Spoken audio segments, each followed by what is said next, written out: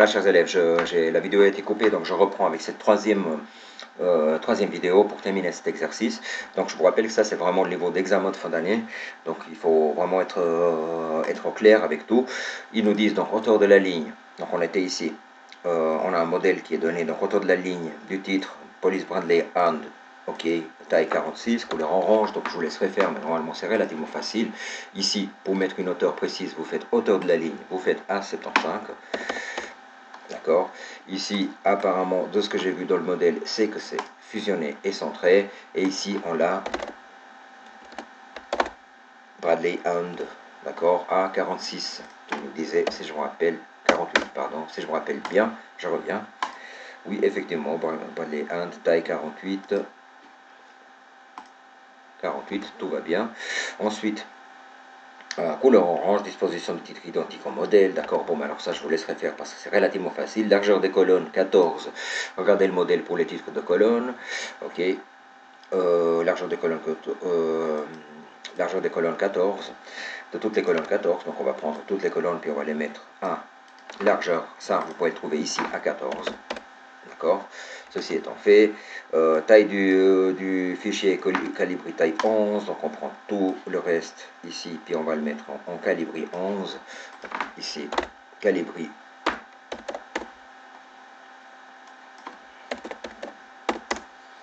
J'enlève le light 11, tout va bien. Est-ce qu'il me l'a pris? J'espère. Voilà, calibri. J'ai pas l'impression, je suis toujours en Arial. Donc je vais lui faire les choses correctement. Alors dans ce cas-là, calibri corps à taille 11, ok. Là il me l'a pris, c'est bon, j'enregistre bien sûr mon fichier, je continue, faites une mise en forme conditionnelle pour la colonne C, alors que ça c'est relativement facile. La colonne C ici il nous dit simplement de mettre en évidence les 8, donc si jamais vous faites mise en forme conditionnelle, règle de mise en forme conditionnelle supérieure à 1, ben vous faites par exemple, ou alors par exemple égal à, excusez-moi, donc là on aurait dû prendre format mise en forme égal à. Ben, si ici on marque oui, ben là vous simplement vous prenez votre format personnalisé, vous venez ici, vous lui dites une bordure, vous lui dites la police, vous lui dites tout ce qu'il y a besoin de faire, d'accord. Je continue, donc je vous laisserai faire. Donner un format ANS à la colonne B, donc ça c'est relativement facile. On revient sur celle-là, puis on va lui dire format cellule. Ici, rappelez-vous, vous venez dans le nombre, dans personnalisé, dans standard, et vous rajoutez dessus, par exemple, ANS. Voilà, et vous la rajoutez dessus. Ensuite, autre chose, je vais essayer d'aller assez vite. Nuit, etc. Donc ça c'est fait. La même chose pour les formats nuit de la colonne F. Donc vous savez comment faire maintenant. Pour la colonne F, vous faites exactement la même chose. Pour les nuits, nommer la feuille de illustration. Donc on va passer maintenant sur la feuille 2. Donc, n'oubliez pas, je crois qu'il restait encore quelque chose à faire ici. Donner un format monétaire en CHF, séparateur de milliers pour les colonnes H, avec séparateur de milliards pour la colonne M. Donc, il s'agit de tous les chiffres qui se trouvent ici. Là, vous les prenez, en fait, simplement, et vous les mettez en séparateur de milliers. Donc, format de cellule, je vous rappelle juste, le séparateur de milliers, si jamais, monétaire. Ici, vous avez le nombre de décimales. Et puis, comptabilité, là... ici, vous allez par exemple prendre CHF et vous avez le séparateur de milliers qui se trouve tout en haut, en fait, par exemple, les espaces là-dessus. D'accord. Alors, faites attention avec celle-là. Nommez la feuille de illustration. Donc ici, je vais venir illustration. Et puis ici, il faudra faire un graphique rapidement, disposer le graphique de la page. Donc là, vous avez... Il faut relativement prendre toutes les informations qui sont dessus, disposer le graphique sur la plage de la cellule H3N. N46, ils nous disent quelle est la taille, ils nous disent quel est le type de graphique, le couleur d'orange clair qui est pour le fond, le type de police, etc. Donc c'est relativement simple à regarder, vous suivez les consignes, ils disent simplement, par exemple, là je prends le graphique, par exemple, là vous allez dans insertion, graphique, et là, histogramme groupé, histogramme 3D, voilà, celui-là, il est empilé, par contre celui-là, il est